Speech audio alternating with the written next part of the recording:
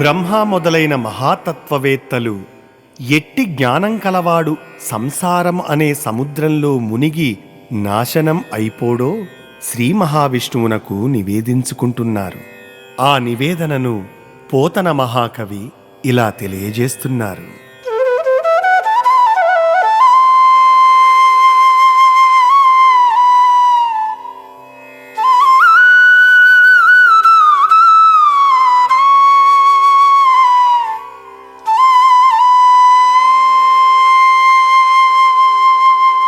నలినాక్ష సత్వగుణంబు నీ గాత్రంబు కాదేని విజ్ఞాన కలితమగుచు అజ్ఞాన భేదకంబగుటెట్లు గుణములయందును వెలుగ నీవనుమతింపబడుదు సత్వరూపంబు సేవింపంగ సాక్షాత్కరింతువు సాక్షివగుచు వాంగ్మనసముల కౌవలిదైన మార్గంబు కలుగు నీ గుణజన్మ కర్మరహితమైన రూపును పేరు అత్యనఘ బుద్ధులెరుగుదురు నిన్ను కొల్వ ఊహించుకొనుచు వినుచు దలచుచు పొగడుచు వెలయువాడు భవమునొందడు నీ పాద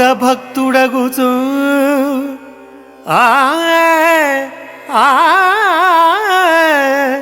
ఆ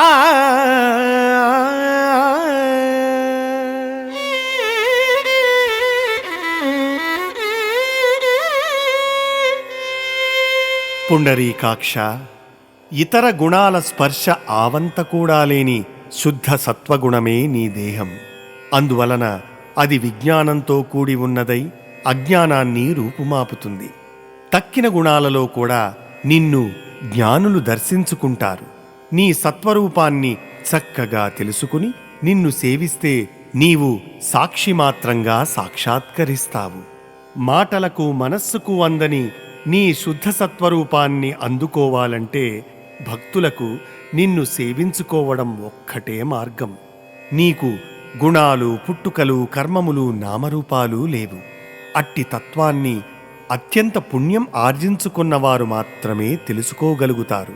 నిన్ను మనస్సులో భావిస్తూ నీ తత్వాన్ని వింటూ కొనియాడుతూ ఉండే భక్తుడు సంసార లంపటంలో చిక్కుకొనడు. ఎందుకంటే అతనికి నీ పాదాల మీద భక్తి సుస్థిరంగా నెలకొని ఉంటుంది.